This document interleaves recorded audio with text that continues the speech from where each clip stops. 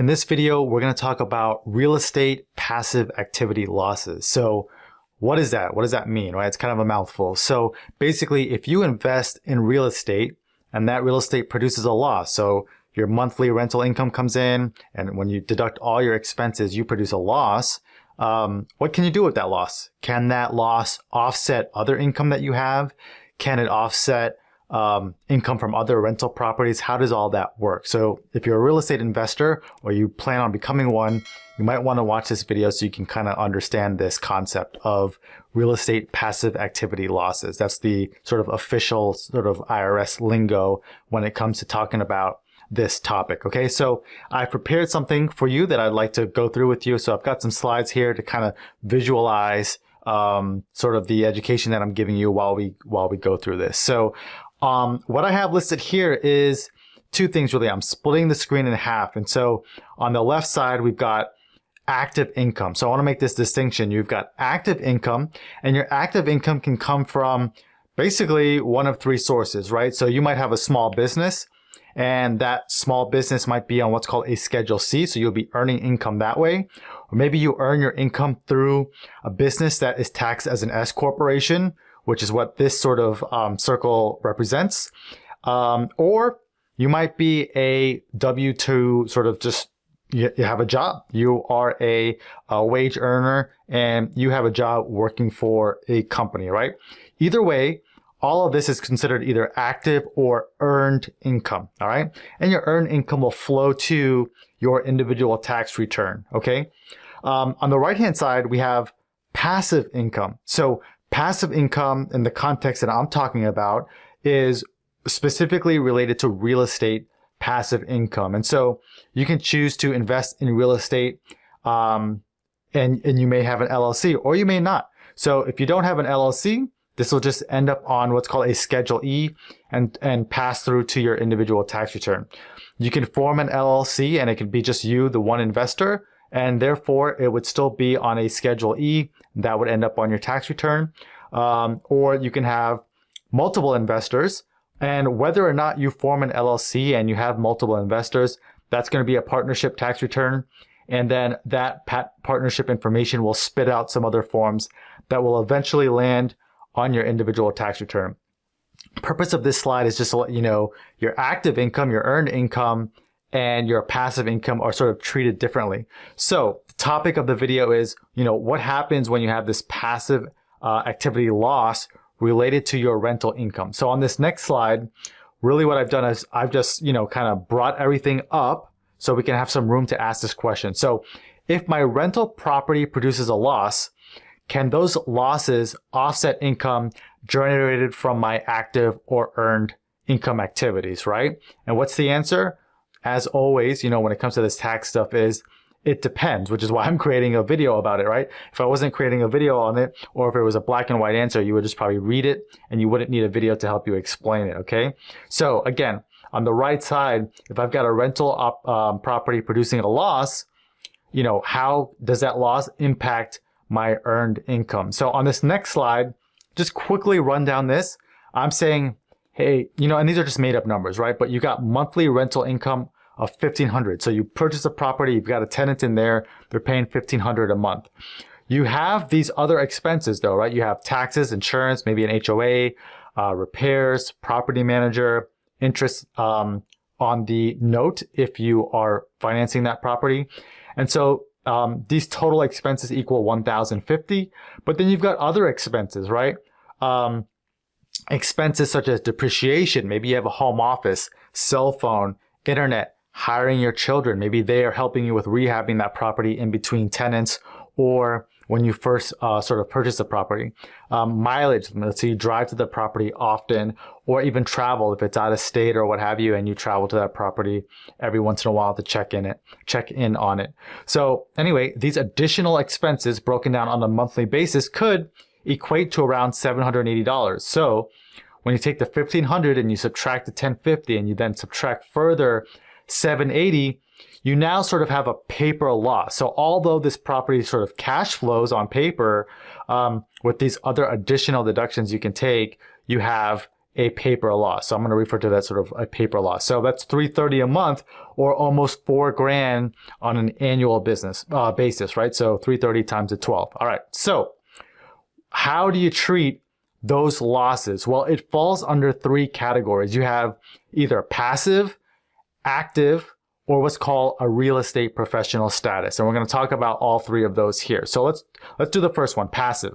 So passive, and I'll read to you a little bit here, can only deduct passive losses against other passive income. So in this example, let's say you've got a couple properties. One property produces a loss, which is this one here, and one produces a $1,000 a year gain. Well, this means that you can deduct these or sort of net the gain with the loss, right?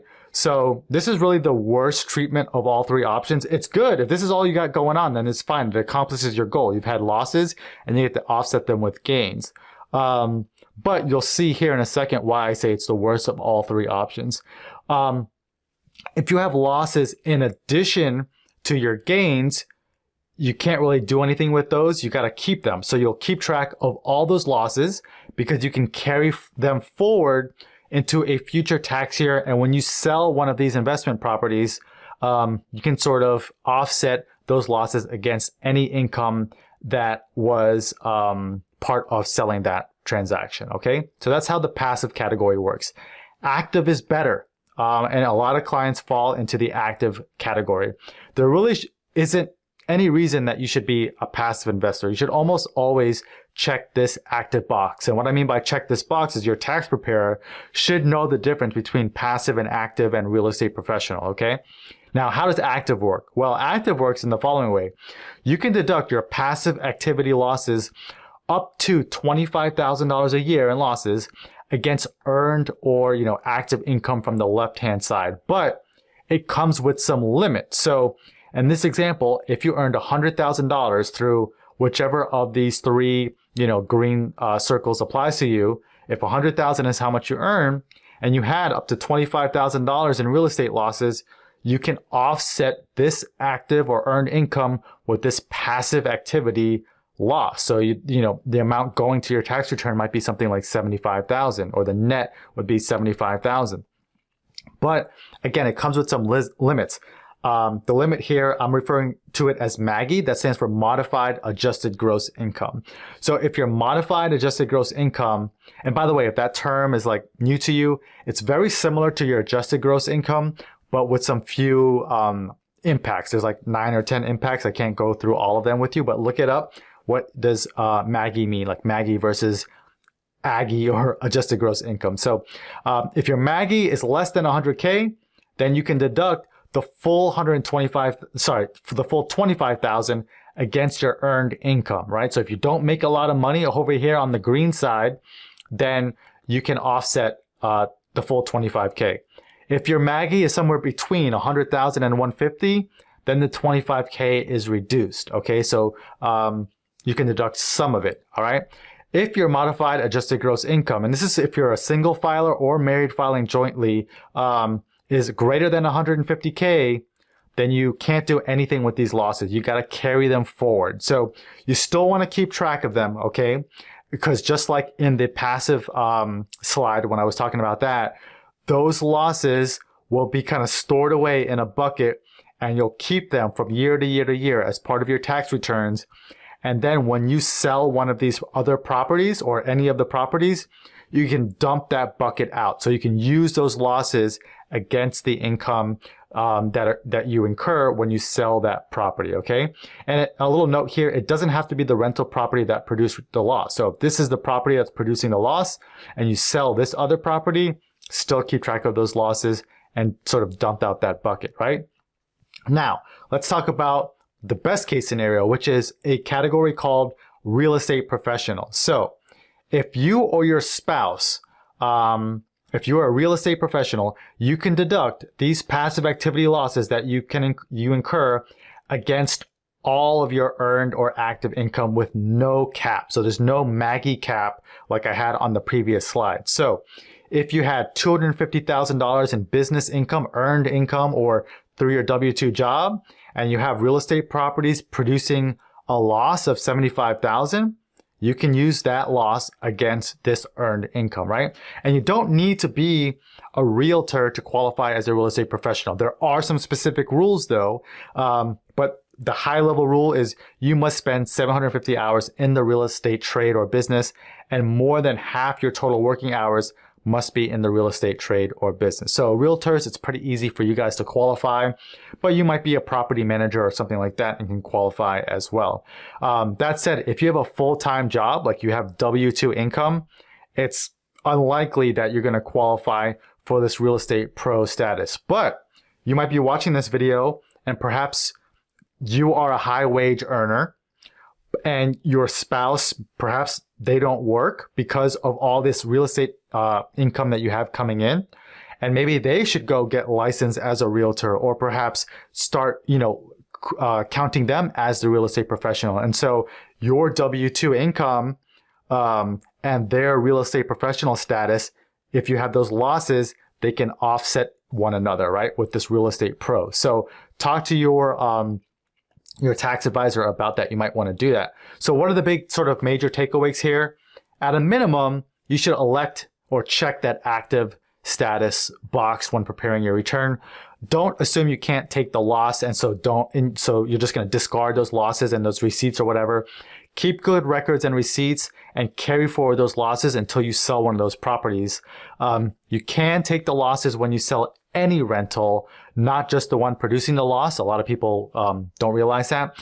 And if you or your spouse can qualify as a real estate professional, you can offset that active or earned income with the passive activity losses with no limits. All right. So that's really what I've got for you on this topic. I do want to sort of take this time to say, like, if you learn something, right? You're a future real estate investor or a current real estate investor, or you have questions, let me know in the comments below. I do my best that I can to respond to those comments. And I usually respond immediately within the first few hours of a video kind of being produced and launched on YouTube. And I do kind of look at that within the first week or so to answer any questions that you have. So drop a comment down below if you've got a question. I do also want to show you my website, which is kind of on here right now on the screen, and let you know, who I am. I'm a CPA. I help small business owners save thousands of dollars in taxes. I do that in a few different ways, and you can kind of see that here. So I have produced a course. This course is meant for, if you think about the slide that I had up a moment ago, it's meant for those active income people that generate their income through a small business, whether that be an S corporation or a sole proprietorship, or perhaps even a partnership. But this course is designed to save you thousands of dollars in taxes and be sort of self-guided. It's very thorough. I'll show it to you in a second. But on my website, you can also form an entity if you need to. So if you form an LLC or an S corp or whatever, you can do it through these companies. I compare like the top 3 here, and some of them will even do it for you for free. I've had a lot of you come onto my site and schedule either a 30-minute or 60-minute Q&A session. So you literally, what sort of was the catalyst for creating this video was someone asking me these questions on a 30-minute Q&A. And so I thought I'd answer them to produce a video and have all of you be able to partake in what I discuss with them. All right. So you can email me. You can see my video library, read some blog articles if you want, but you can go on there, form your LLC for free, schedule some time with me, or learn about this course. This course is amazing.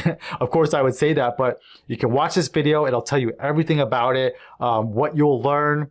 All of the course content is here for you to even preview on what you will learn and what's the major topic within each section. So I teach you the basics about taxes, all of the tax strategies that I implement with my own clients, how to do or what a profit and loss statement, what a balance sheet is, how financial accounting works, how to implement all of the tax strategies you learned about earlier, how to use QuickBooks, and it just goes on and on and on about all the different things that you learn. There's over 11 hours of content for you to absorb and apply to your business. So anyway, with that said, I appreciate you watching. Please subscribe if you got value out of today's video, and I'll see you in the next one.